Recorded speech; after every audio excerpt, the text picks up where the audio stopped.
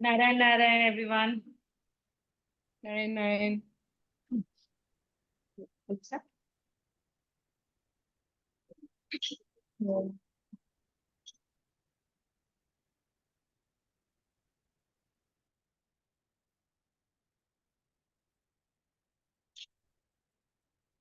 Oh,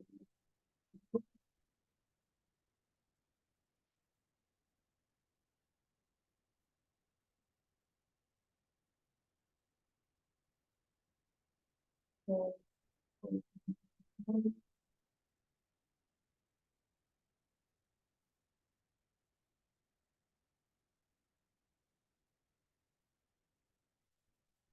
सहना भवतु सहनौ भुनक्तु सह वीर्यं कर्वावहै तेजस्विनावधीतमस्तु मा विद्विषावहै ॐ शान्ति शान्ति शान्तिः ॐ सदाशिवसमारम्भा शङ्कराचार्यमध्यमाम् अस्मदाचार्यपर्यन्ताम् वन्दे गुरुपरम्पराम् ॐ गुरुर्ब्रह्मा गुरुर्विष्णु गुरुर्देवो महेश्वरः गुरुः साक्षात् परं ब्रह्म तस्मै श्रीगुरवे नमः ॐ सरस्वती नमस्तुभ्यं वरदे कामरूपिणि विद्यारम्भं करिष्यामि सिद्धिर्भवतु मे सदा कार्पण्यदोषोपहतः स्वभावः पृच्छामि त्वां धर्मसम्मूढचेताः यश्श्रेयस्यानिश्चितं ब्रूहि तन्मे शिष्यस्तेऽहं शाधि मां त्वां प्रपन्नम् ॐ वाङ्मे मनसि प्रतिष्ठिता मनो मे वाचि प्रतिष्ठितम् आविर्भावीर्मयेधि वेदस्य महा अनेन अधीतेन अहोरात्रान् सन्दधामि ऋतं वदिष्यामि सत्यं वदिष्यामि तन्मावतु तद्वक्तारम् अवतु अवतु माम् अवतु वक्तारम् अवतु वक्तारम् ॐ शान्ति शान्ति शान्तिः ॐ भद्रं कर्णेभिः शृणुयाम देवाः भद्रं पश्येम अक्षराः स्थिरैरङ्गे सुष्ठुवाक्पश्येम देवहितं यदायुः स्वस्ति न इन्द्रो वृद्धश्रवाः स्वस्ति न पूषा विश्ववेदाः स्वस्ति न साक्षो स्वस्ति नो पातु ॐ शान्ति शान्ति शान्तिः ॐ अहं वृक्षस्य रेरिव कीर्तिपृष्ठं गिरेरिव ऊर्ध्वपवित्रो वाजिनीव स्वामृतमस्मि द्रविणत्वं सवर्चसं सुमेधा अमृतोक्षतः इति त्रिशङ्कुर्वेदानुवचनम् ॐ शान्ति शान्ति शान्तिः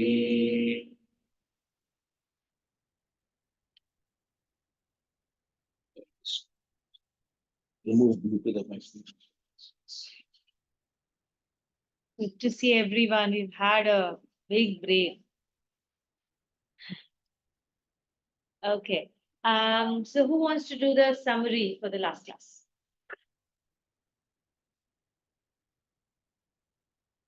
Anyone wants to volunteer?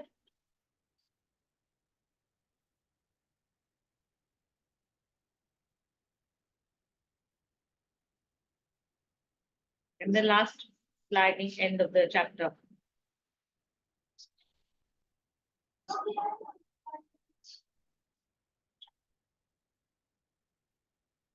Okay. So basically in the last class, what we have read, what we have understood, or what we were trying to understand was the fact that uh, we we're trying to understand the difference between the kshetra and the kshetragya, one who knows the kshetra, the difference between the field and the farmer, right? And the difference in terms of the characteristics and the difference in how they operate, right? Uh, and we also understood that there is seemingly an association between them, but there is none. In reality, when we look at the entire Srishti Chakra, the self, the farmer, sits on the top, and everything else is below that. And there is no connection between the two, right? Well, I need you to stop this. Can you just shut it off, please? But then there's going to be less sound. I think that's better than this. This is really distracting. Maybe it's my laptop. That's I'm switching. Okay. Right. So, so I think the most important thing that we need to take away from last class is the seeming connection. We really need to understand that part, the seeming connection between the field and the farmer. That is the most important thing for us to take away. That's the like the new thing that was emphasized upon in the last class. Okay. And why is it a seeming connection? There is no real connection, but वो हमने मान लिया है. Okay एक बार आपने मान लिया कोई कनेक्शन तो वो वही कनेक्शन बन जाता है, right? It becomes that connection because you have accepted it. It's like saying that I am so and so. If I decide to tell myself that I am not good at cooking or I am not good with talking to people on the phone, no matter what Kakoli tells me, no matter what Kavita tells me, no matter what Bhagishi tells me, it's not going to happen. My life will be led as per my own conviction, which is I'm not good at cooking. I'm not good at talking to people on the phone. Okay. And every time somebody calls me over the phone, my story is going to kick in that I'm not good at doing this. Oh my God, it drains energy from me. And then I will act accordingly. Right. And it becomes real. Initially, it was just a thought. Oh, I'm not good at taking calls. I'm not good at keeping in touch with people over phone. It starts out as a story. Okay. But from there onwards, from that moment onwards, I will live my life according to that story. Right. And how will I live it is because that thought will become more and more solidified over a period of time. The more I repeat that story in my head, the more that thought solidifies, the more that now the thought leads to emotions, right? So that thought will start creating emotions of every time somebody calls me, I'm like, now I have to take the call. Okay. It will create emotions and the emotions eventually drive your actions. So your actions will be in accordance with your emotion. If you start creating negative emotions about doing a certain activity, then your actions will justify that emotion. Okay, we are always in consonance with our thoughts, all our actions, because we can't live in disconsonance. Our thoughts, our emotions, and our actions, they like to be in consonance. When they are not in sync with each other, it causes a lot of stress inside of us. Okay, if we think something and we try and act in some other manner, it creates a lot of friction and a lot of stress inside of us in a lot of different ways. Okay, and then it manifests itself in various physical problems also eventually, right? So we don't like that. We like it that our thoughts, emotions, and our actions are in consonance. And the emanation of everything, starting point for everything is the thought, the subtle. The subtle is the starting point and gross is the end thing. Okay, so that's why in Gita everything has to go back to our thoughts, controlling our thoughts, in controlling the mind or directing the mind. If we do that, everything else takes care of itself. So coming back to why we were talking about this is that there is a seeming connection. We have decided what we are. Okay, so once the self decides that I am this body mind complex, body mind intellect complex, I am BMI, and decides to constrain itself within the limits of the body mind intellect complex, then that's how it behaves on a day-to-day basis. That's how we take on mortality. Now I am mortal because I am this body mind complex. When this body dies, then I no longer exist. And then we act from that space of abhav, that says space of lack of immortality. And I am only this one body that I've been given, this one body mind complex that I've been given. So if I'm going to act according to that, then there is a lack, because what others have, I don't have. Now I need to expand my BMI. I have to expand my Varchasva. I have to expand what I own. I have to expand this concept of what is me and what is mine, because I don't have everything. I am not you. You are separate from me. Right? So, and because it is a mana hua relationship, it is not a real relationship. It is as easy to cut it off. आपको खाली decide करना, I'm not this BMI, right? I'm not this BMI. Then immediately my relationship to this BMI, that body consciousness, is cut off. And then we take on the Krishna consciousness. And in that moment, we become immortal. But the trick is that it is not, even if we understand it at an intellectual level, it doesn't mean that we take on the Krishna consciousness, right? I'm saying it, right? Like, oh yeah, this is, we are the big self.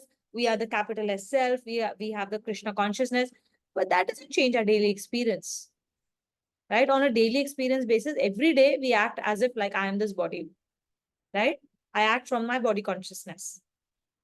But it is important to understand that going from mortality to immortality is actually that. It's important to understand what immortality means. Immortality doesn't mean that suddenly this body is not going to be subject to the universal laws of transience, the physical law of the fact that whatever is born must end. The body doesn't become immortal. We become immortal because we transcend ourselves beyond the body. We transcend ourselves beyond the concept of this intellect and this mind. And we associate ourselves to that immortal big S self, the Atman, the Brahman. That's how we achieve immortality. And then we view this BMI as just another piece of cloth. I take this off, I take on something else. Right? So that is the key thing from the last class, to understand that this is just an assumed relationship. And it is only up to us to let go of this relationship. And because so all ignorance is in the space of like my understanding. Right? Ignorance is because I don't have the right knowledge, or I have the wrong knowledge, worse. Right? So the only way to correct the absence of knowledge or acquisition of wrong knowledge is to let go of the wrong knowledge and to acquire the right knowledge. So liberation happens, moksha happens, self-realization happens when we have the right gyan. Now that right gyan is not just at the gyan at the intellectual level. The gyan is, and realization happens when it is at an understood level, at a realized level, at a level of your own personal experience. Because when it is at an experiential level, then we act from it. Otherwise, we act from whatever is deep inside our subconscious. So if deep inside our subconscious, we believe that I am this BMI, this body mind complex, I will behave from that constantly. Because there is very little, less than 1% of our actions that are done by our conscious brain. Right? 99.9% of our actions are actually done by our subconscious, based on our past behaviors, habits, and deeply held beliefs. So when something comes into an experience, it goes deep inside our belief system. That is what needs to change. And that can only change through our own experience. And hence the focus, the big focus on Nidhi Dhyasan. Manan and Nidhi Dhyasan. Manan, Chintan, Nidhi Dhyasan. That is the path to realization. So again, it is through acquisition of Gyan at an experiential level that we will break this seeming relationship and actually get to self-realization. And for that, Now, then the question is, okay, then why do I don't just simply get into Gyan? Why did we go through the first 12 chapters in the first place? Why did I think about Karma Yoga? Why did I do Bhakti Yoga? I should just directly like jump to Gyan Yoga. Because if we just read Gyan Yoga, the chapter 13 to chapter 18 onwards, right? It gives you the Gyan, but that Gyan does not translate into experience without practice of Karma Yoga and Bhakti Yoga. So those two are the tools. Okay, I give you Gyan, but then what do I do with this Gyan?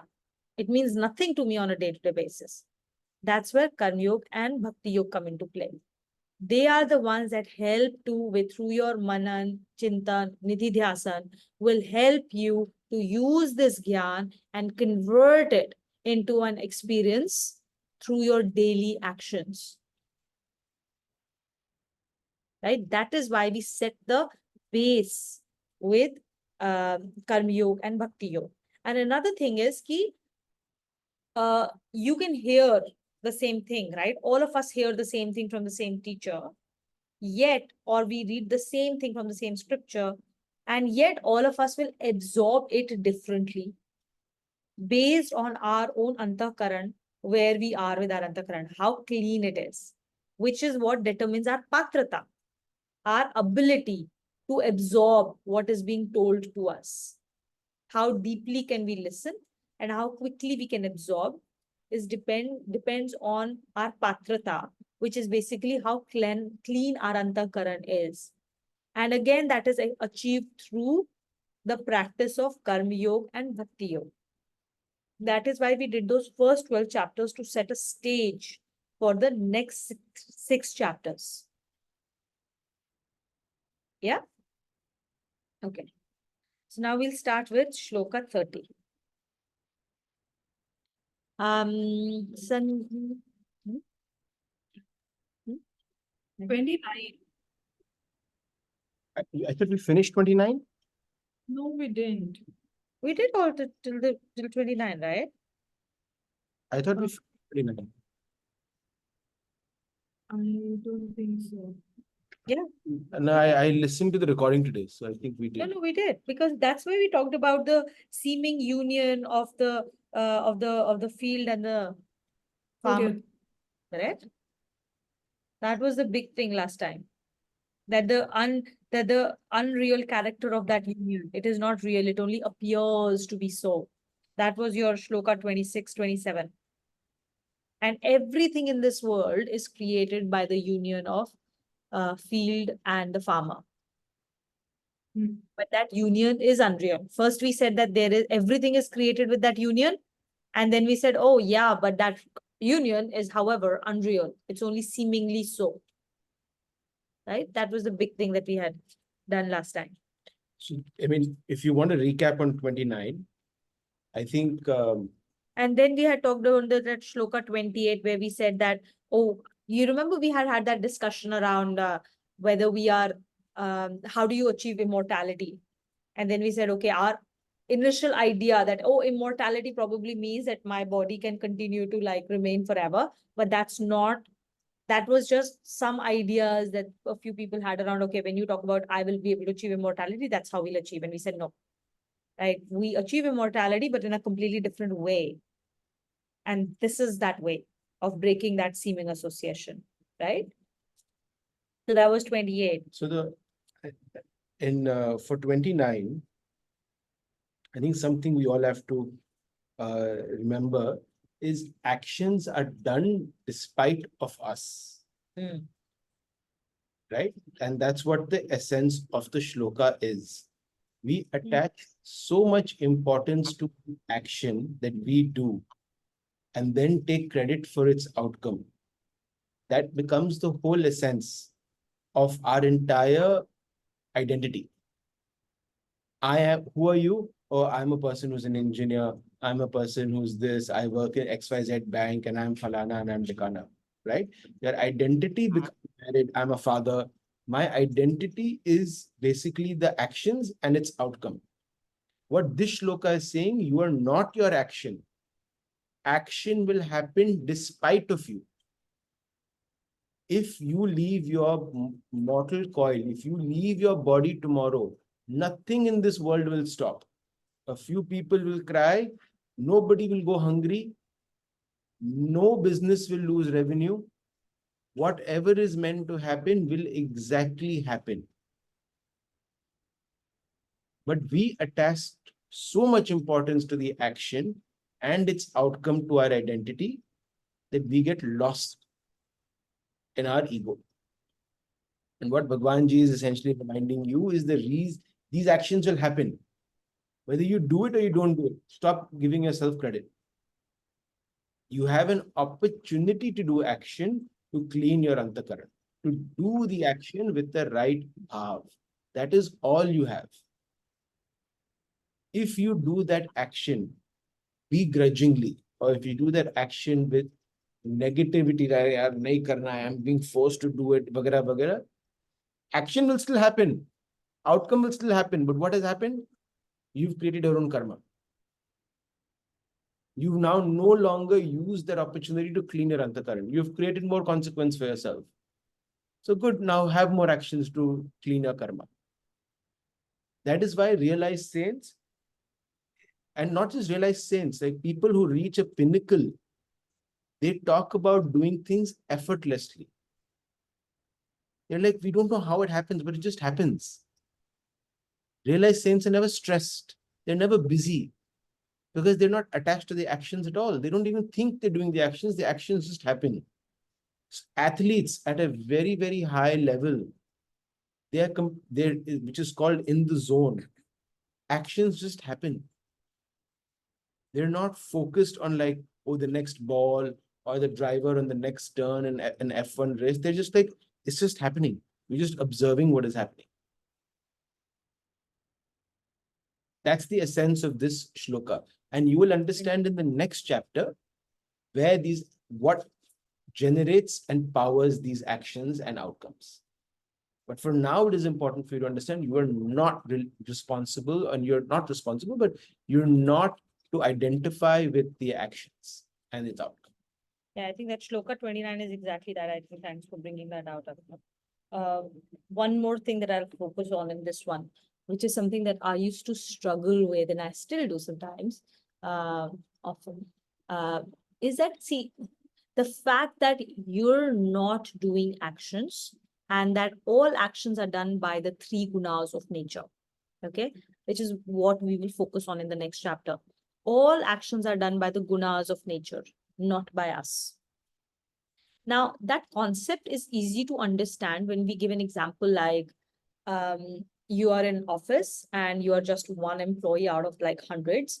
And if you go away, it's not as if like the actions will stop. Somebody else will do the action. That's easy to understand. Yeah, I'm a irreplaceable employee. Yeah, I get that. Because I've experienced it, right? It's easy to understand that because we've experienced it. So it's like, yeah, of course, that makes sense. Another example, another easy one to understand is that somebody makes a request. Okay.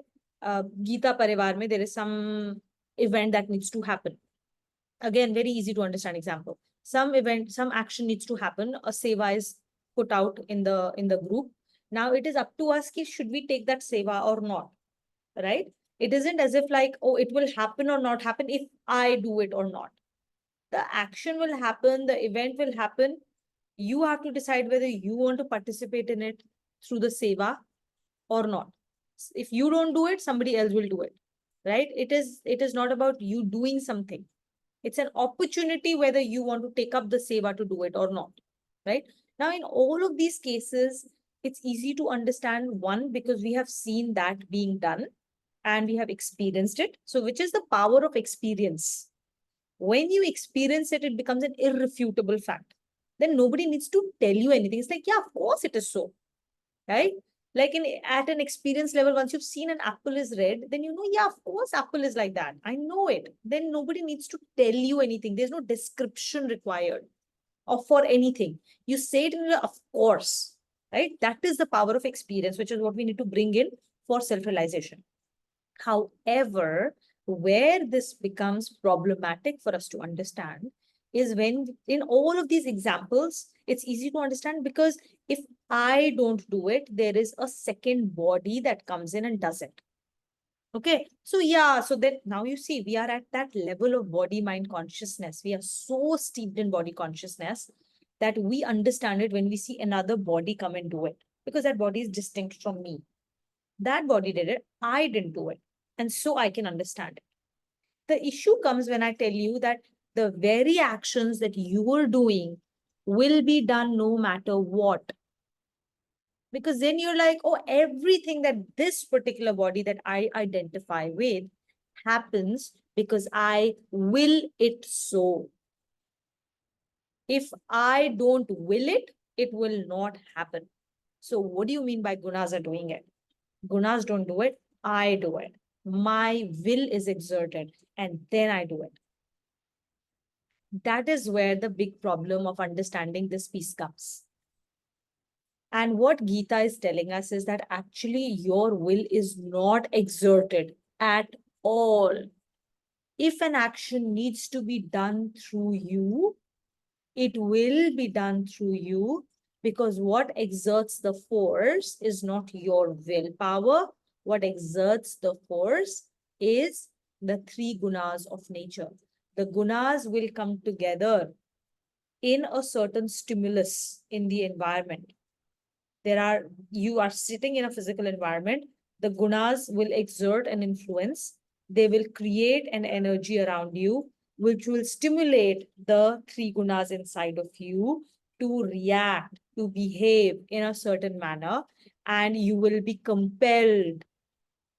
Your thoughts will happen, which will lead to a certain number of emotions, which will then lead to action. And it is difficult for you to understand, but that is where you need to do manan and chintan and experience yourself, where how all of this gets connected. And how many times a day certain thoughts come to you because you are in a certain environment. Those thoughts don't belong to you. You did not will those thoughts into existence. Those thoughts came because you were in a certain environment or certain something happened external to you, and those thoughts came. And those thoughts then, because of our antakaran, which is composed of and created because of the three gunas of nature inside of us, the sat, the rajas, and the tam, they create certain experience, which create emotions, which then drive your actions. Okay. So then where does the power of will come from? Where do you see the willpower? How does the willpower sit in all of this? Okay, I'm just going a little deeper into this. Okay, I will stop after this. Okay, then we'll get deeper into this in the next chapter. The willpower here is to do it willingly and happily, or to do it with the thought of, and to do it with the thought that all of this is being done through me as an instrument of the Lord, being aware that that everything that is being done with the energy given by the Lord, by the resources given by the Lord, and I am not doing it. Versus choosing to believe that I am doing it through this body mind complex, and all the resources that are being used, all the skills that are being used belong to me. And having that sense of abhiman, that sense of pride, that is where the willpower comes in. Yeah, Visalakshi, you have a question? So the gunas, is it related to the judgment, like how we judging? Because every actions, it's a consciously so storing inside, and then if keep storing inside, we are judging, right? Oh, this is right, this is wrong. It depends on the gunas, or sometimes I confuse is a different, because gunas is and food is also related, right? So some of them is taking vegetarian like a non-vegetarian, they relate to food also, right? Which is it because of judging the like a person's through gunas, or through the food, which is taking more impact, like how to say how it impact these things, like either food or judging the. Okay, first of all, no, First of all, I'm sorry I digressed too much into this shloka 29. I probably shouldn't have gone down that rabbit hole. We will have an entire chapter on gunas in the next one, where we will understand what gunas really are and how they manifest in every aspect. So then you will realize, Visa Lakshmi, that gunas will be represented in food, they'll be represented in thoughts, they will be represented in feelings, they will be represented in actions at every level. Everything is composed of gunas, not just food. We've talked about it more in concept of food thus far, but that's not where it starts or ends. Okay. So we'll discuss that in great detail, right? And it's not related to judgment. Judgment is an action that we do because of our antakaran, of how we quickly, our mind likes to judge. Our mind likes to judge because it likes to create a mind map of the complexity in the world. And our mind does not like to deal with ambiguity. So it's very easy for me to, when I see a situation or I meet a person, I like to put them into these neat little cubby holes. This person is like this. This person is an angry person. This person is a generous person. This person is nice. This person I like. I don't like. Like all those are little cubby holes that I put people into. Those are the cubby holes of judgments because they help me deal with the general complexity of life to deal with it. All right. However, these judgments are things that we need to leave on this path because staying in these cubby holes introduces artificial limitations, artificial boundaries, and naturally boundaries constrain. They do not allow you to move beyond those boundaries because that's the concept of boundaries, right? And on this path, we have to become limitless. We have to break boundaries and we have to move past them. We have to go beyond them to find what is limitless. And that's why judgments are one of those things that we have to let go and become slowly comfortable to tread on this path, to deal with the world without those boundaries and limitations of judgments, or at least have the strength to be able to say, this is where judgments are helping me deal with the situation, and this is where they are being a constraint, so throw them out. They are just a tool in my hand. Thank you. Okay. So we'll move ahead. Shloka 30. Nana, do you want to read with us?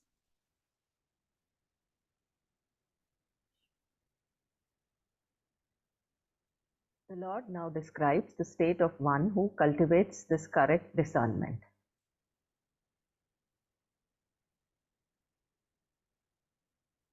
Yatha bhuta prathak bhavam. Smartphone connected. Yatha bhuta prathak bhavam Ekasthatmanupashyati. ekasthamanupashyati Ekasthatmanupashyati. ekasthatmanupashyati Tat eva cha vistaram. tat eva cha vistaram Brahma sampadyate tada. Brahma sampadhyate tada.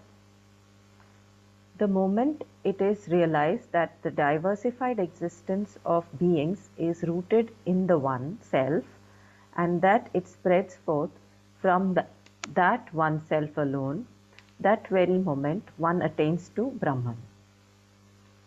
Diversified existence of beings spreading forth from the one self. Just as all the different waves spring forth from the same ocean, and in doing so they remain totally borne on its water, similarly the entire diversified existence of beings springs forth from the same self. The diversification is due to the inherent characteristics of nature. This realization results in unification of the spirit with its own inherent divinity, and it is then said to have attained to Brahman, the supreme absolute state. So this is, we, since childhood, We're attracted by diversity and its wonder. Any 2-year-old child or a 1.5-year-old child, what are they most enamored with? Animals. And the different kind of animals. Whether it's ocean, whether it's monkey, whether it's birds, whether it's dinosaurs. By the time they're 2, 3, 4, 5, they are far more enamored by the diversity in the world than they are with duty or action. It is us who then focus their energy towards action and outcome based on our own fears, based on our own limited understanding. But the purpose of diversity is, and the reason why it exists, is to help us wonder that this cannot be designed by a mortal being. Imagine, like I've given this example earlier, right? I'll take the best artist in the world and I'll ask him to draw different types of faces.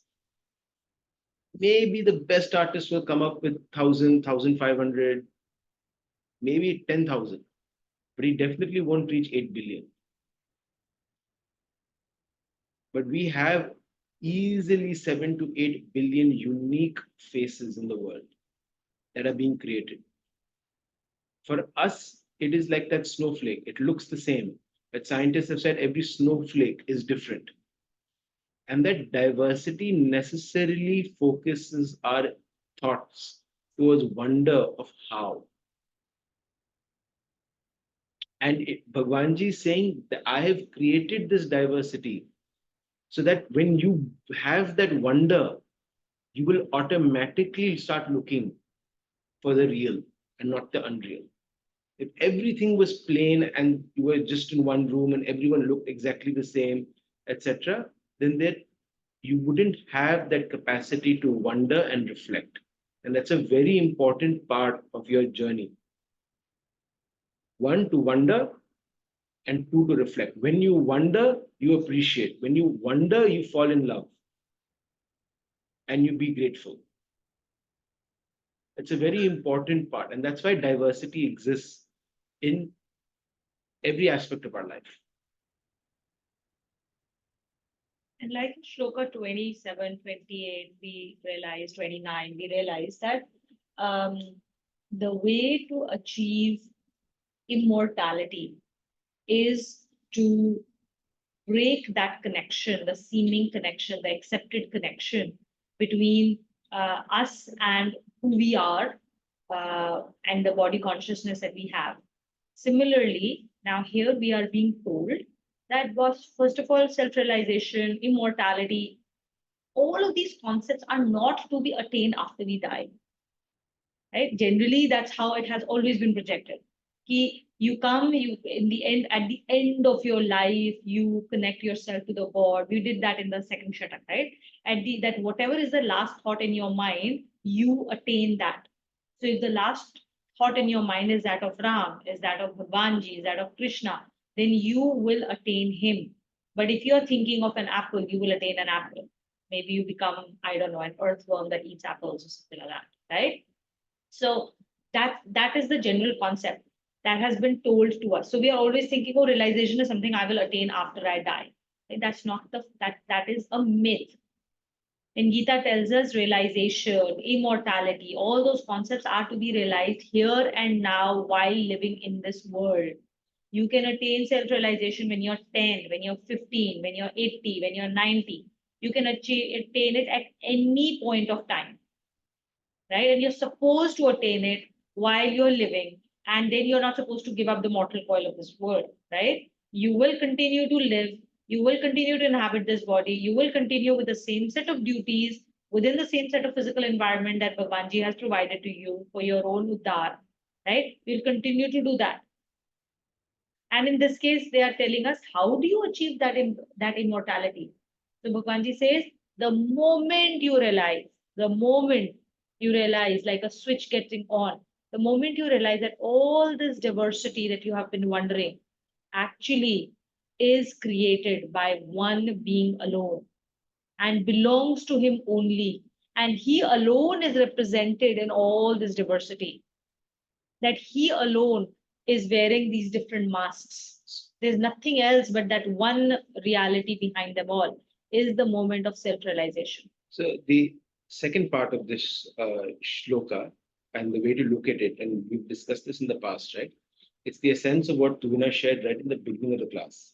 Everything emerges from the subtle, right?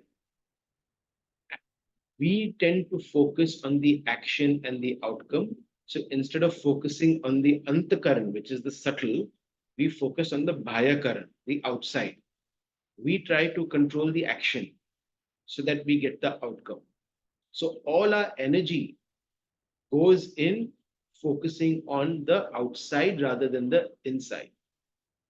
The diversity and the diversity of experiences that we have, good and bad, is to keep jolting us to focus on the inside.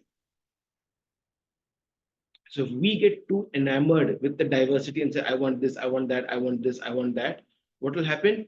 Massive breakdowns. And what is the purpose of that breakdowns? For you to start focusing on the inside. Because all of us have exactly the same goal, which is happiness and peace. And subconsciously, we don't know it, but all of us have the same goal of moksha. Yeah. Okay, next one. Bhagesh, you want to read the next? Yeah.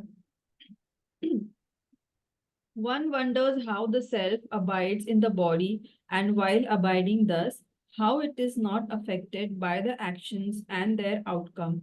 The Lord says, Anaditvat nirguntvat. Sorry. Anaditvat anaditva. Anaditva nirgunatvat. Anaditva nigurnatvat Anaditva nirguntvat. Anaditva nirguntvat Very nice. Paramatmatyama Paramatmatmamayamavyayah. Paramatmatmayamadvayaya vyaya Paramatma Paramatmatmamayam avyayah. Paramatma mayamavyayah Sharirastho api kaunteya. Sharirasthopi kaunteya Na karoti na lipyate. na karoti na lipyate.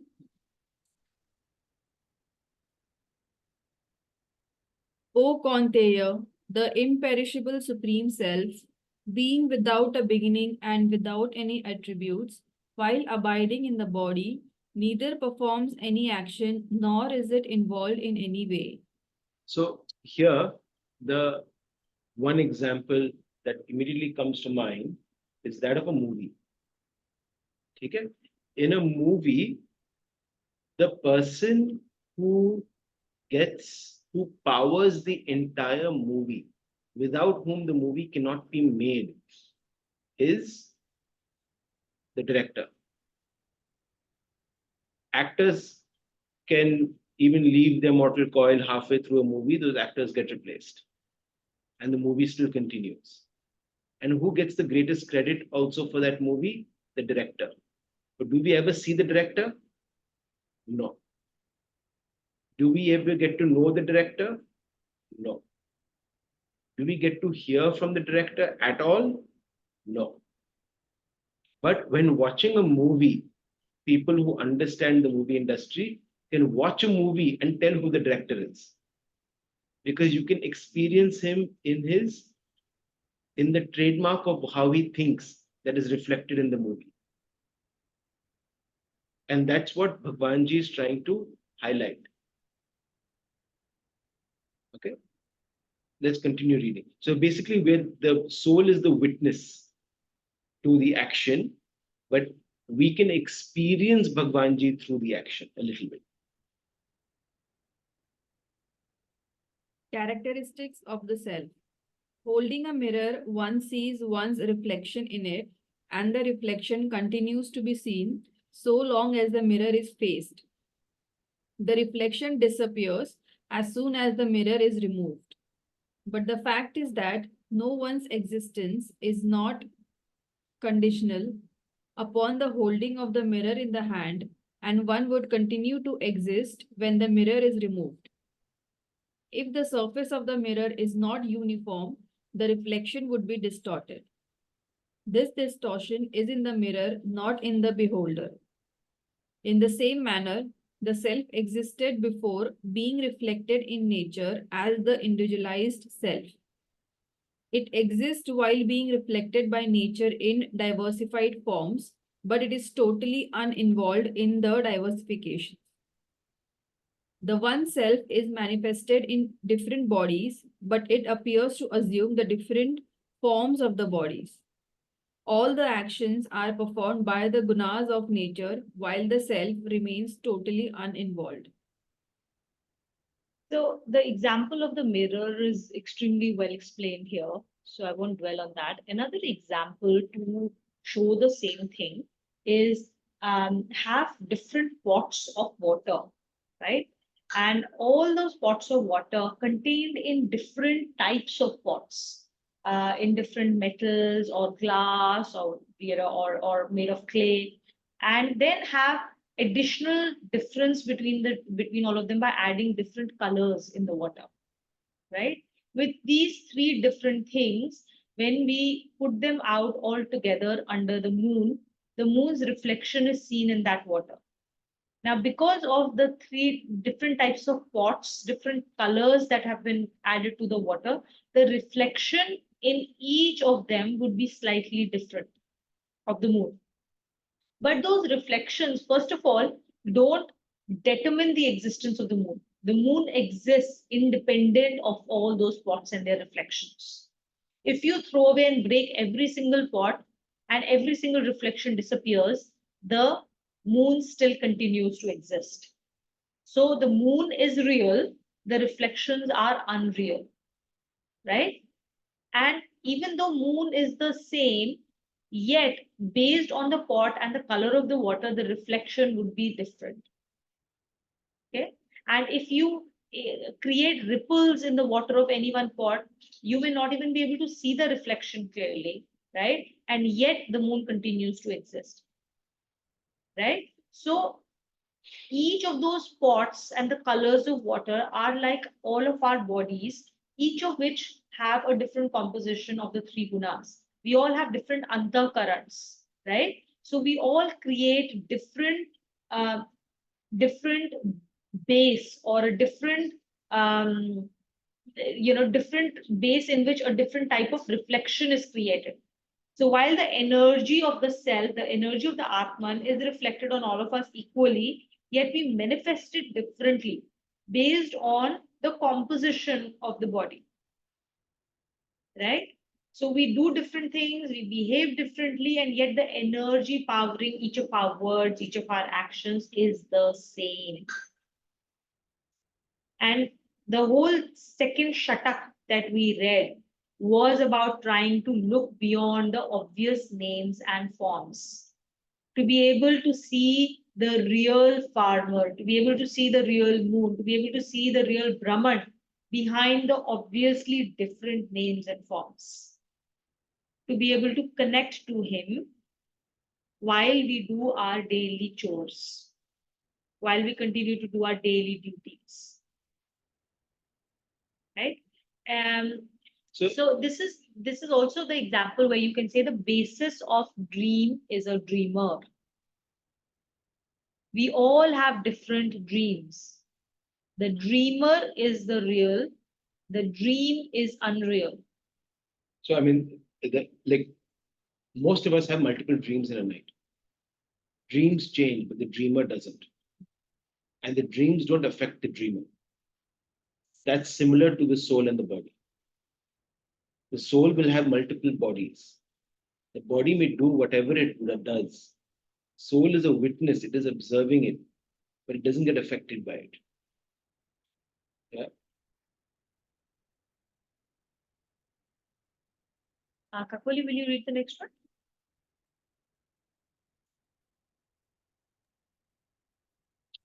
The Lord cites an example. Yatha sarvagatam soksham Yatha sarvagatam soksham yadakasham no lipyate yadakasham no liptyate sarvatravasthito dehe sarvatra vashtito dehe tathatmanopalipyate. tathatmalopaliptyate. As all-pervading space remains uninvolved due to its extreme subtlety, similarly, the all-pervading self remains totally uninvolved in the body. Non-involvement of the self. Being extremely subtle, the space in the vessel appears to have assumed the shape of the vessel, though actually space has no shape. Similarly, the self, being subtler than even space, appears to have assumed the shape of the body which it pervades, but it is not involved in the shape of the body. The water seen in a mirage does not wet the sand in which it is seen, and the waves of the ocean do not make the water undulating. These are some examples of non-involvement of the self in the qualities reflected in nature and in the body. So another example to understand is the non-involvement of the self, that while self powers the body while we continue to do the actions, but does not get affected by it, is like when we create a house, right? We have an undulating space before the house existed. An undulating normal like space that is equally pervading the entire space. And then you put walls around it, right? And then you designate that this is a bedroom and hence certain types of activities will happen here. This is a kitchen, certain types of activities will happen here. This is a living room, this is a bathroom, right? Now, while you may create those walls and you may create different specific functions of that particular space, and you do certain types of activities in that space, the space itself is not affected by the activities being done in that space at all. It just is. It just exists and provides a canvas on which certain activities can be done. It creates no judgment. It does not get upset. It has no likes or dislikes. Does not say, "Oh, I don't. This space I don't want to be bathroom.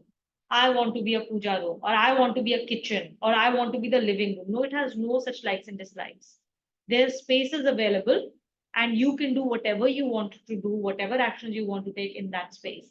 It does not judge. It does not have likes or dislikes. It is not affected by what you do or you don't do in that space, right? It is fully unaffected.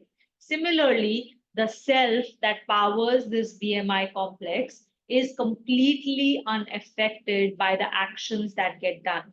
Another example is what we have often quoted in the class is that of sun. The sun powers everything that happens on this earth, but again does not judge, does not create any likes and dislikes, and is unaffected by whatever is being done with its energy. You harness the energy to burn something down, or you harness the energy to cook food, or you harness the energy to kill someone. It does not make any judgments and is unaffected. It will not accrue any pap or any punya because of what someone else does with its energy, right? Also, it does not create judgments on the users of the energy. It does not say, "Oh, this is a good person, I will give more of my energy to him, and this is a bad person, so I will not give my energy to him." Right? It is equally available. Sunlight is equally available to everybody, and it is equally available to everybody to harness in whatever way they want. Self is exactly like that. So the self inside of me and the self inside of Abhinav are exactly the same. and is completely unaffected by our thoughts, our actions, our behaviors. It does not accrue anything. Whatever karma we do, it gets attached to this BMI only, does not tarnish the self. Now, why is that important to understand? We had done that in the last class as well. It is important to understand that is because who am I?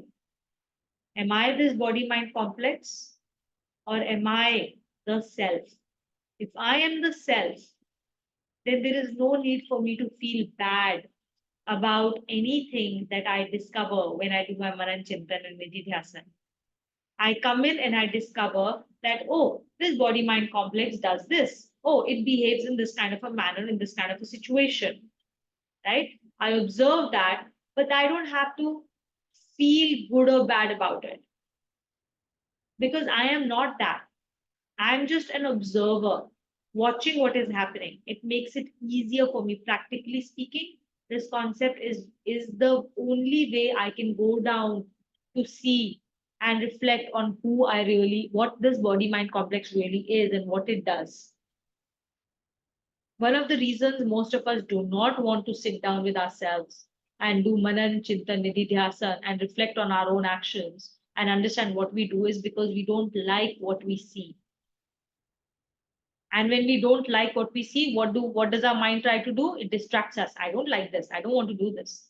It immediately distracts us to do something else. We'll have 100 reasons why we don't want to sit down and do Manan Nididhyasana. There are hundreds of things to distract us and very valid reasons why I can't do this.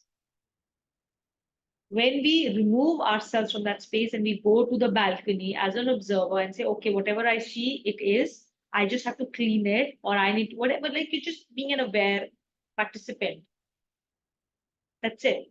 That is a practical way to connect this concept to your me story on an everyday basis. How do you use this concept? Yeah, Bhagyashree. Yeah, so if we say that self is the soul here, right? So if self is totally uninvolved, how is it?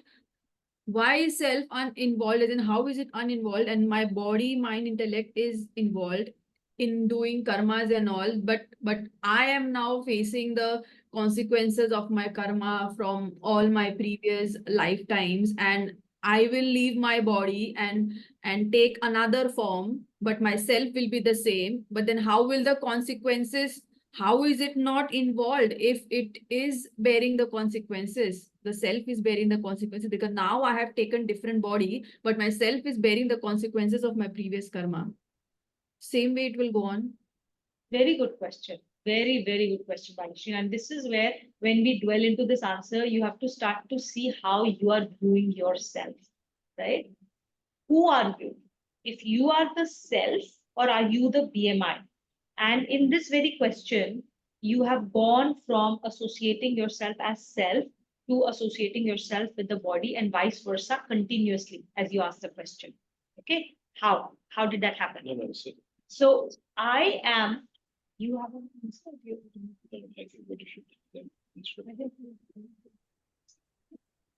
So you, when I say I, okay, okay, actions are not done by the self. Actions are done by the gunas, which compose this body, mind, intellect complex, right? So all the actions that are done and the karmas that are accrued to this BMI. And the results जो हम भोगते हैं, it also is bhogified by this BMI, not me as a self. Then why does I as a self suffer? That's your question. Why do I as self suffer? Because I should be unaffected. The answer is in Shloka 27, 28, 26, 27, where we said that there is an assumed relationship between I as the self and this body, mind, intellect. When I decide that I am this body, then all the karma, all the suffering that has accrued to this body, mind, intellect complex becomes mine. Because now I have said I am this body. I am not something different.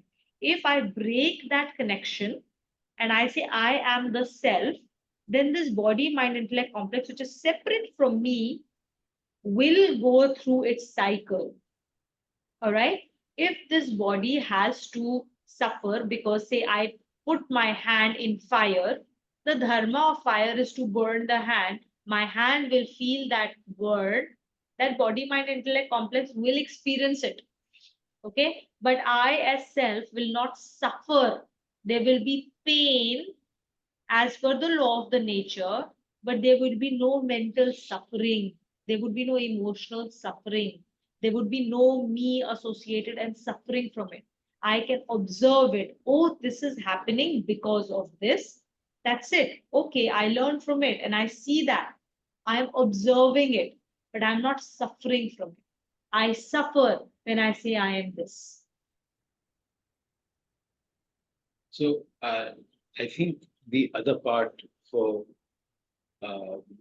you to fully understand this is when we take the capital S self, right? Bhagwanji um, has given, like, the word Jivatma. We all have an individual Jivatma, which is that capital S self, the soul that powers the body. Now, when we pass away, we leave the body, but our subtle body travels with us, which is the intellect and the ego. And the impressions and this subtle body is attached, not attached, but it travels with the Jivatma, because this particular ego that we have, the ego that makes us feel we are special, this ego that feels we are unique And we are doing everything. and we are doing everything, till we learn to give up that identification with that ego, we will be traveling with the Jivatma. So So- that Jivatma will continue to travel with that ego Correct. as long as it says that I am this ego. So who is suffering? Ego. It is not the soul. This is Bhagwanji's, if I can use a very simple but very trivial term, a game for him. He's like, I have broken myself into all these Jivatmas. अब मुझे देखना है कितने लोग मेरे पास वापस आते हैं. ये खेल है. So let's say if I do some grave mistake in this lifetime, which I have to bear in the next lifetime. Let's say I kill someone in this lifetime. It's a very grave mistake. And then one day I will die, I will leave my body. And next, maybe after a few lifetimes, I'll again come as a human or in any lifetime. So I have done this karma in this lifetime of doing that mistake. Then who will bear the mistake? Because my body in this lifetime who has done the karma, my body is gone, right? The next one, my next one who will suffer the consequence is the self only, na?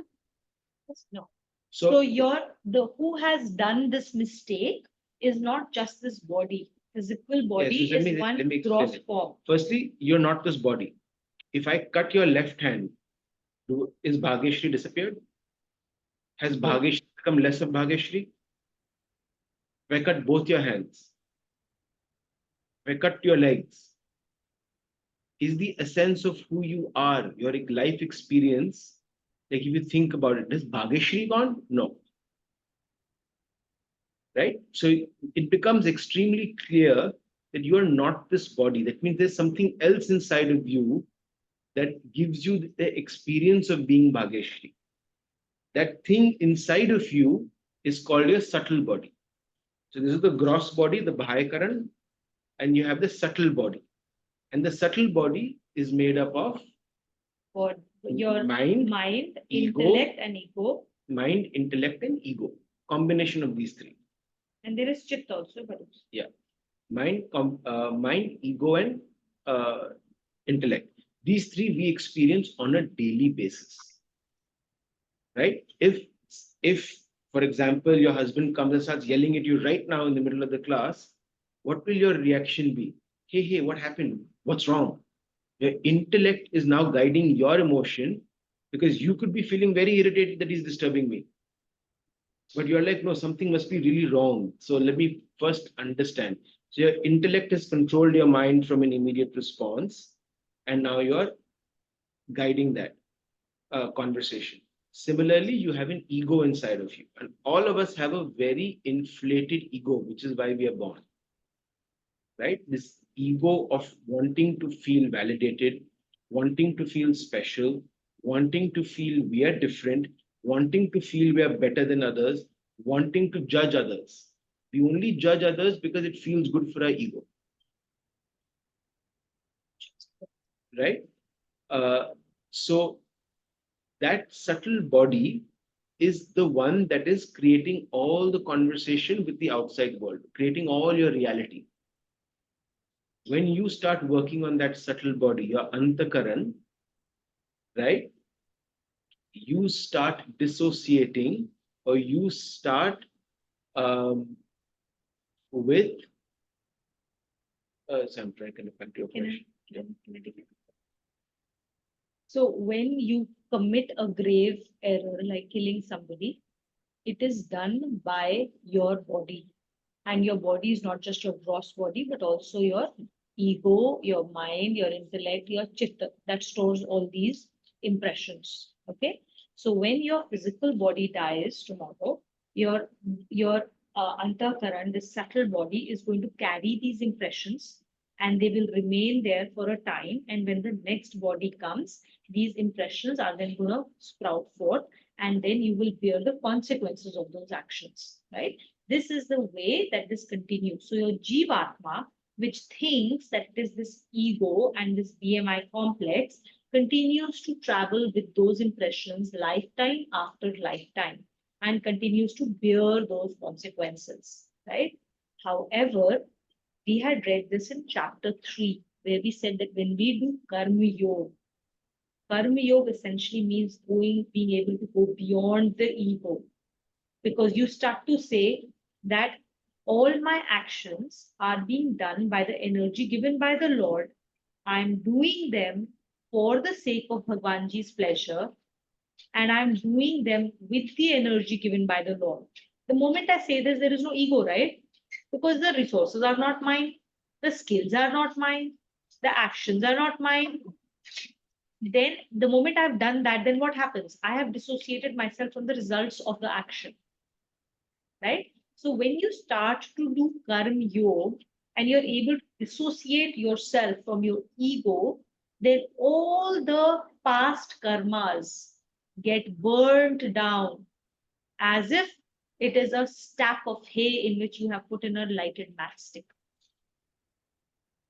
The moment you wake up from a dream, anything you have done in a dream, you don't accrue its consequences. So now, this life is like a dream. You are the dreamer. You've gone to sleep, and now in your dream, you go and kill somebody. All right? As long as you are still sleeping, what happens? When you have killed somebody in your dream, you will accrue all the consequences of that murder.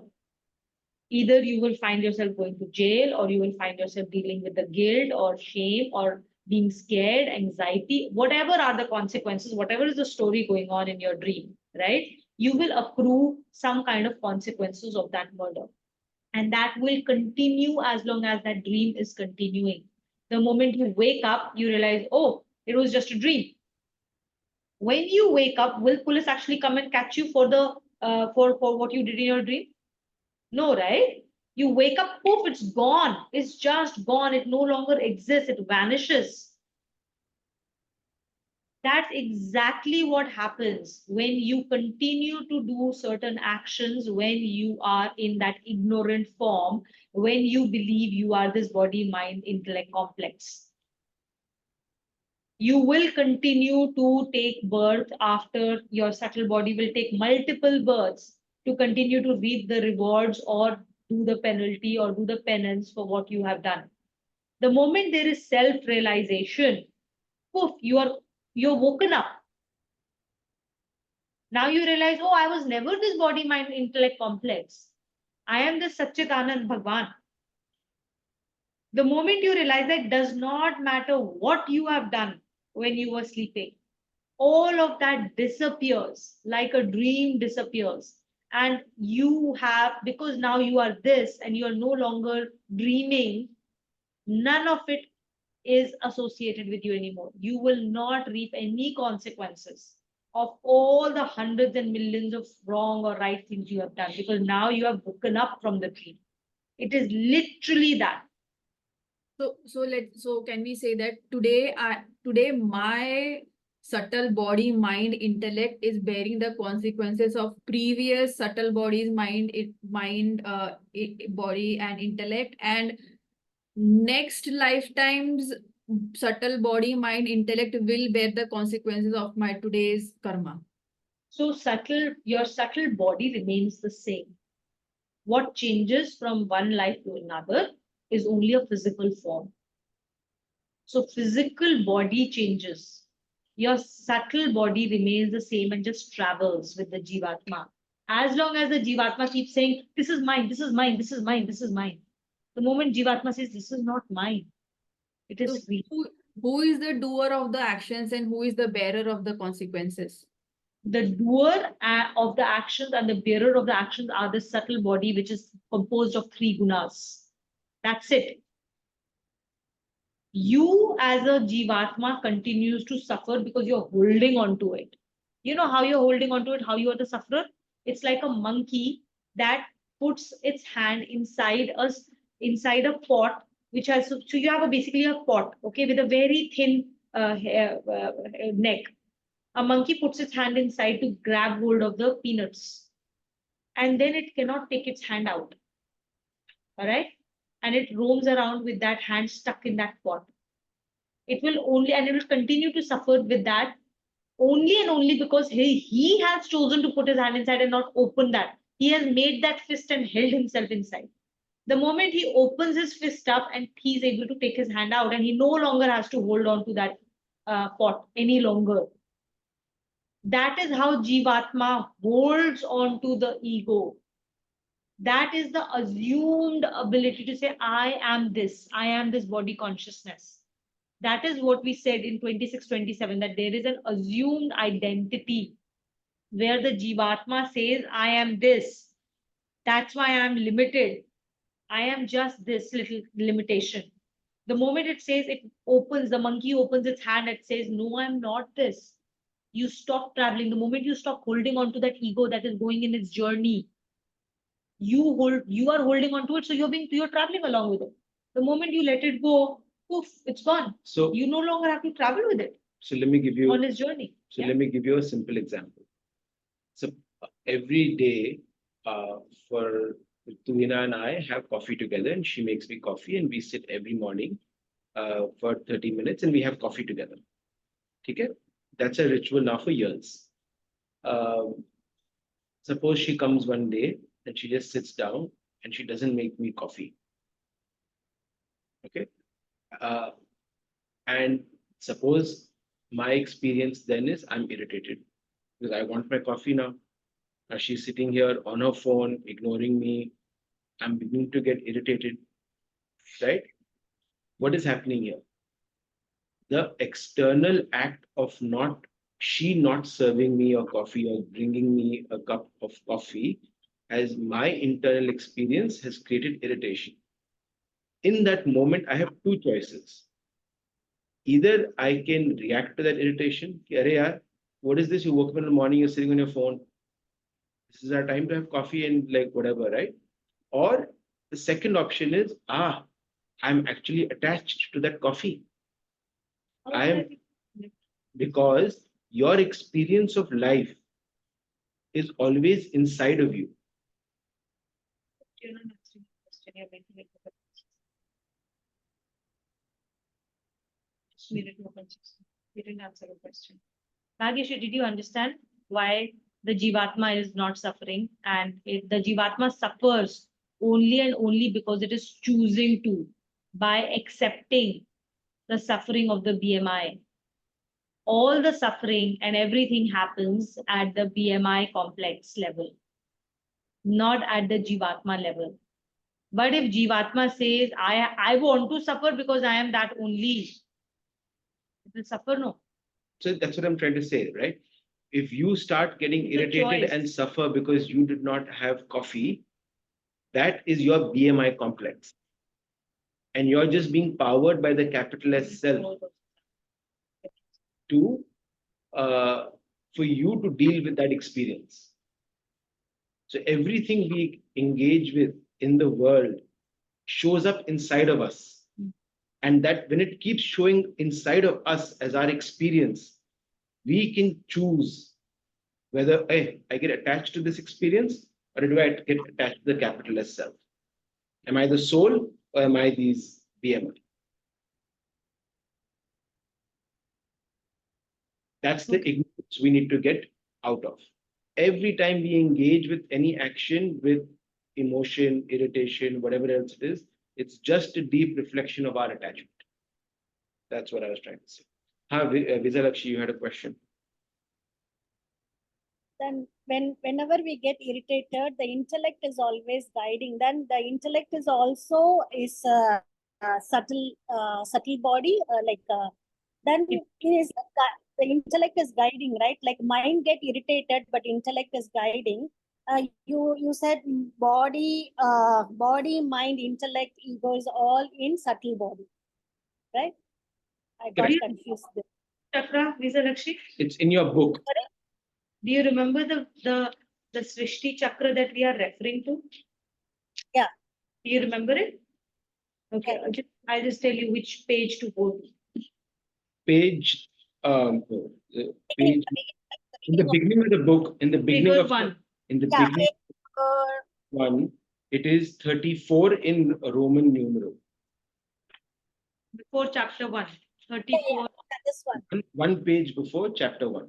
You see the figure 1, right? Yes, that one. Correct. So the modifications of creation, right?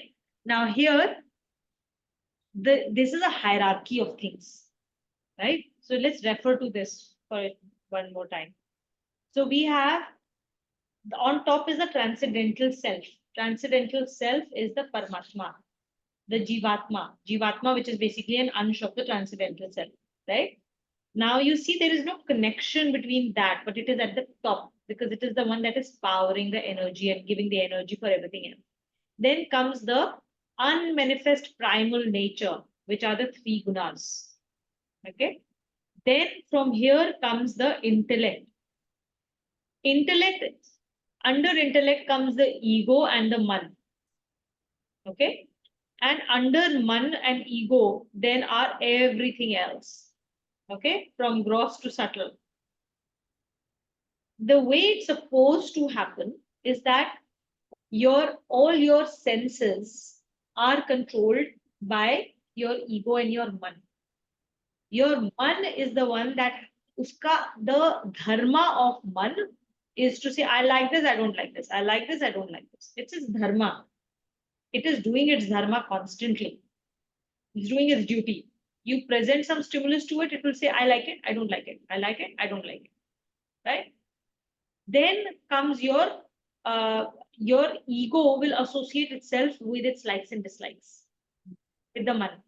And the man will now, if man is very powerful, then it will decide based on its likes and dislikes, I will avoid or I will attract. Repel, attract, repel, attract. I don't like it, I dislike it, I will repel it. I like it, I will attract it. I want it, I want it, I want it. Right? Then on top of that comes the intellect. Now, if intellect is strong and is directed by the transcendental self, depends on where your intellect is facing. If your intellect is facing upwards towards the self, then it takes guidance from the transcendental self, which means it takes guidance from the Vedas, from the scriptures. And that intellect will tell you, and that intellect will know, okay, now in this situation, irrespective of what I like, what my man likes or not like, what is my duty here? I will do that duty and then tell my man, right, that your duty is this, and hence, whether you like it or not, this is what we do. And then that mind is going to create enough emotions and everything around it to gear up into its action. And then we do the action. If that intellect is not facing Bhagwanji and is facing the man, then it is being guided by the man. That man says, don't do this, I don't like it. The intellect says, okay, yeah. Then intellect will create a reason why you shouldn't do it. Intellect is very smart, huh? Now it will find all kinds of reasons why it is right thing to do, not to do it. Because I don't like it, but I will couch it in some really high sounding principles. Okay. Now this is the intellect, which is the intellect of Gandhari. Gandhari was the intellect. And that Gandhari is facing the man. So now this intellect is going to ratify everything that my mind wants to do. And it will create very good high sounding principles on why what I like to do is the right thing to do, what I don't like to do is the wrong thing to do. That's your Gandhari intellect. Okay. And that is why we have to do constant manan and nididhyasana to strengthen our intellect and to turn it towards Bhagwanji, so that our mind is being guided by the transcendental self and not by the man. You remember that example when we had first read this one, we had given the example of the Rath. The Rath has the 5 horses. Those 5 horses are 5 senses, are 5 means of perception, the 5 means of action. All of these are the 5 horses, and of course the 5 composites that actually create everything, the fire, the all of those things, right? So those are the 5 horses. These are all things out there. It is now the reins is the man. Now who holds the reins is the intellect. All right. Intellect. Now, is the intellect being held by Bhagwanji Shri Krishna or some other Sathi? That is what is being represented by your intellect that is facing Bhagwanji or facing the man. Okay, and Jeev and the Rath itself is this body, the physical body in which you're sitting with the ego. And then the Jivatma is the Arjun who's sitting in that Rath and is going on this travel. If intellect is not being correctly held by Bhagwanji, then the horses will see something, the senses will see something, they will get attracted to their Vishay, their objects. The senses will constantly be attracted to their objects. And the horses will go in all 5 directions, and the Rath is not going to go in the direction it's supposed to go. One horse will go here, one horse will go there, and then you are like, and the Rath is going to break down eventually with all the stresses that those horses are creating. This is what happens to our body on a daily basis. But if these horses, through the reins of the mind, is being held by a strong intellect that is being guided by a higher force, then we will not let the horses get distracted. We will keep that thing in front of them, and then we will guide them. The intellect will guide them as to where they are supposed to go and take this Jivatma on that journey, the correct journey of going back to Bhagwanji. That's how the whole thing is supposed to work. As long as, and the key is which way the intellect is facing. Thank you so much. Clearly explained. Thank you. Okay, so it's 11:55. We'll stop here. 30, 31, 32. Right? So we'll start on 33 and 34 next class. We'll finish that. Okay. We'll do a round of quick takeaways. No, it's 11:54. We will do takeaways, Abhinav. Okay, so we'll do a quick round of takeaways, please. Who wants to go?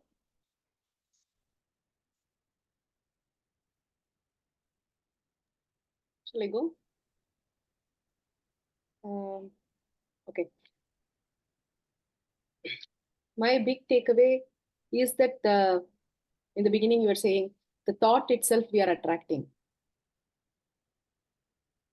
And the gunas come together and it will create the thought in us. So if we want to attract the right thoughts, it's like, it comes to us by the purifying ourselves, right? So that is. No. The thoughts, we don't create thoughts, we don't attract thoughts as such. Okay. Thoughts are constantly going around in this world, and they are a reflection, or they are created in a certain space. So The space of this satsang has its own energy, and this VVGP will create its own thoughts. When you're sitting in a movie theater, depending on the movie that you're watching, it will have its own thoughts in that environment that it will create. If you're in a mall, or if you're in a mandir, or if you're in a courthouse, or if you're in your office, all these situations have different energies associated with them. And those energies are reflected in a different quality of thoughts that will be created. A range of like hundreds of thoughts, millions of thoughts, billions of thoughts that are associated with that particular space. And as a person walks into that situation, out of those billions of possible thoughts in that space, certain number will go through every person's head. It is our gunas and our awareness which decides which one I want to hold on to. My mind, my BMI complex, based on my antakaran and my vasanas, as these billions of thoughts cross through me, every day, every human being experiences about 65,000 thoughts. Okay. So the thoughts that go through me, based on my vasanas, my antakaran, I will hold on to some thoughts and continue to ruminate on them while others will pass me by. All of us experiencing the same types of thoughts will hold on to different thoughts based on our own vasanas. The awareness is, the meditation is to be aware of what thoughts am I holding on to and letting them go, not holding on to thoughts. Right? Letting them pass through. And then based on my duty, that awareness that in this situation, this is my duty, I hold on to the appropriate thought, ruminate upon that appropriate thought, cause that thought to create the right set of emotions and the right set of actions that get created. Okay, it is basically if your mind is catching hold of the negative thoughts. With awareness, we have to transmute it to the positive. Positive and negative, it doesn't matter. Sometimes you'll hold on to positive thoughts, sometimes we'll hold on to negative thoughts, depending on our vasanas, right? We have both the things going on inside of us. So don't even call it positive or negative. These are just thoughts that are being reflected and are going through. Our vasanas are holding on to them, causing that hooks to get created. Our vasanas are those hooks. So the right type of thing comes through and those hooks will hold on to it. Right? And this is a natural, like, this is just the dharma of that mind that is holding on to it. The job of the intellect and awareness, to bring in awareness to that, is to see, do I want to hold on to it? Is it going to create any value here or not? If not, let it pass. If there is value to it, if there is your duty associated with that thought, and it is helping you move in the direction of your duty, then ruminate upon it. Okay, thank you.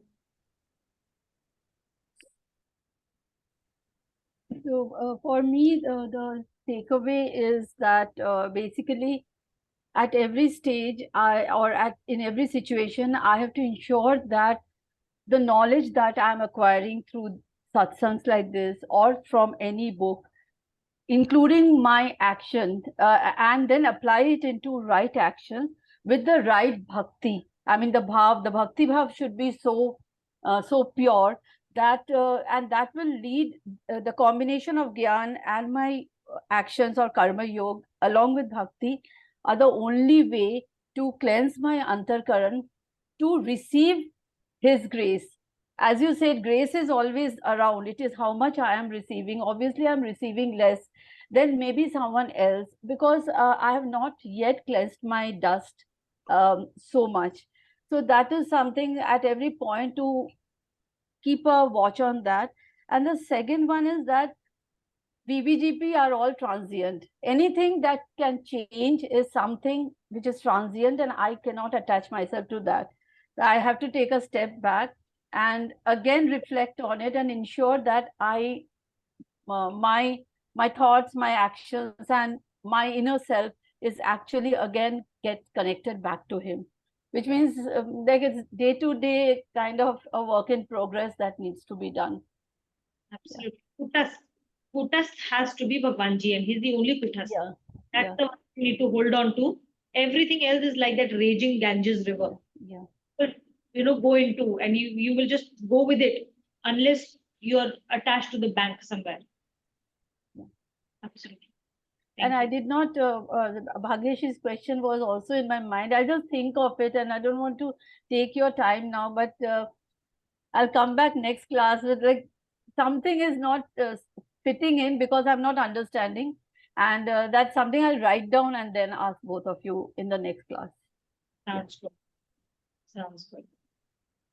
Today, my takeaway is the right action, whatever action, right action, that should not attached to the results. Like whatever you're doing, we surrender to the God, and then without result, we just whatever requirements there, and then whatever need there, we just want without like and dislike. Correct. The karma yoga. Absolutely. The So right action with the right bhav and with full surrender to Bhagwanji. without a result, without because the result is always attached with ego. So without ego, we have to do our righteous thing surrendered to the God. So because there is no power with us, so everything it comes from the divine energy. Absolutely. Absolutely. Beautiful. Shall I go next?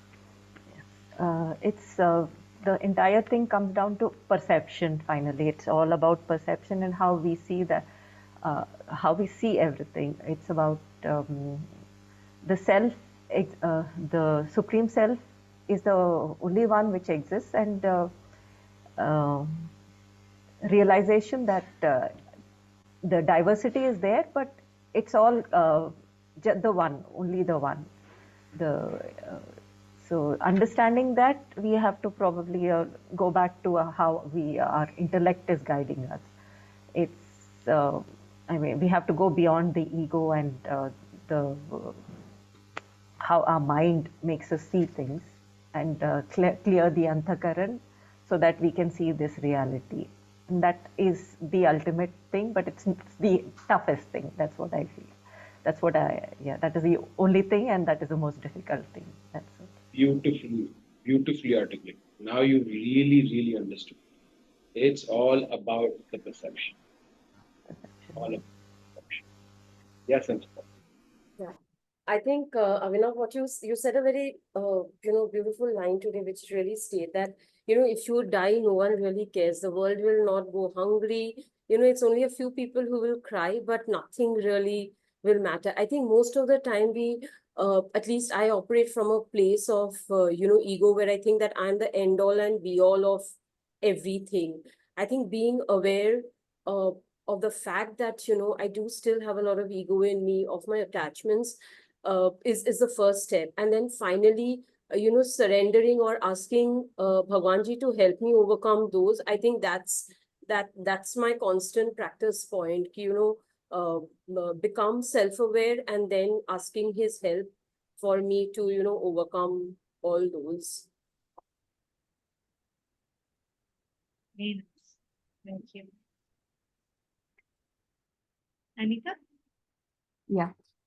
So my takeaway today, by the way, it is a very wonderful class. All the examples you guys gave was to the point.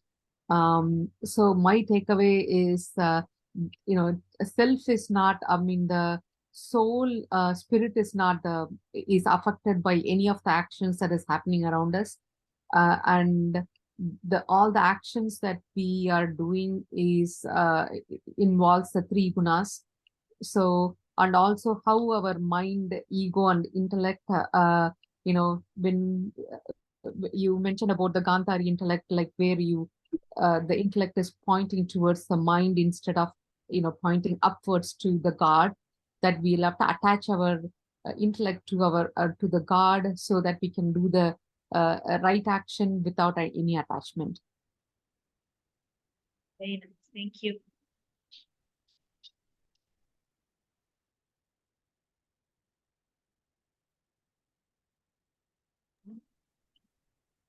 Anyone Okay. else left? Yeah, I'll go. Um, So my takeaway today is about what we talked in the beginning, that if we are not focused on the outcome, the actions happen effortlessly. Um, so that I really want to focus on that. Um, that was a very good thing to realize that, yeah, actions do really happen effortlessly when we are not focused on the outcome. And I think I'll think more about my question and the answers you gave. I'll try to understand more about it throughout the next week. Yeah, and I mean, that's the whole purpose. It's eventually you have to do your own manan for you to reflect. And it is wonderful for you to reflect and come back with deeper questions, more doubts. This is exactly what the shared journey is all about. What Arjun does. This is what Arjun does. He keeps reflecting and coming back with the doubt. Maybe it's the same doubt again. Maybe it's a deeper level doubt. Maybe it's a tangential doubt. But that's the whole journey. So the fact that you just said, I want to think about this more, that is great. And feel free, you can reach out to us during the week whenever you need to. Uh, this is uh, this is the purpose of this exercise. Also, this last part of chapter 13 is a very esoteric part. And we'll take a lot to go through it and to really understand what it means to say, like literally, Bhagyashri, the question that you asked, it is a difficult question to experience and to understand. How am I not suffering when I am suffering on a daily basis, right? That whole concept of that assumed relationship, it is very difficult to understand when we first read about it or hear about it, because we have never been able to dissociate ourselves with our body mind intellect complex. It's very rare that we've had that feeling that I am distinct from this body mind intellect complex.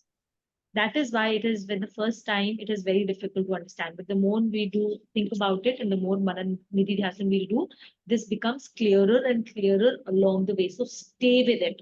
And it's a question all of us have. It is this chapter, this and these last few shlokas are very esoteric. They are very, very difficult to understand without developing that experience. So it's okay.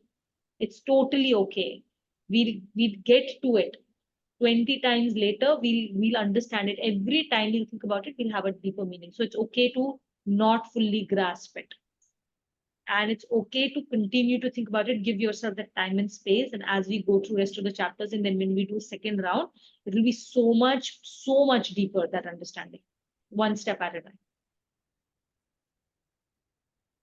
Thank you so much, everyone, for the lovely class and the satsang. Who wants to do the closing shlokas?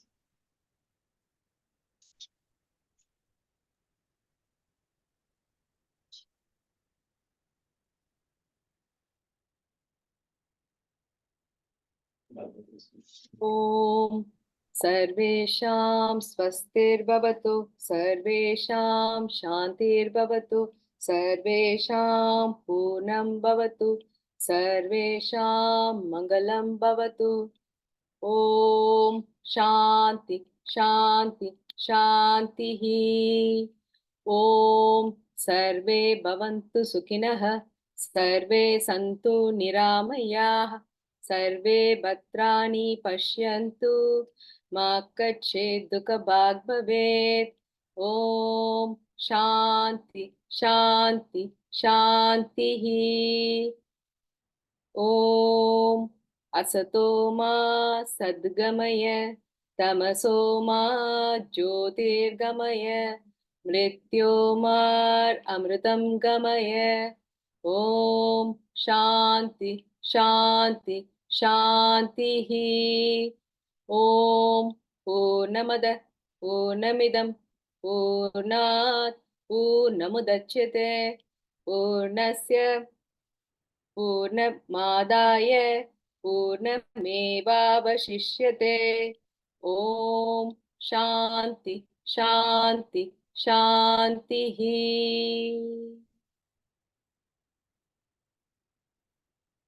Om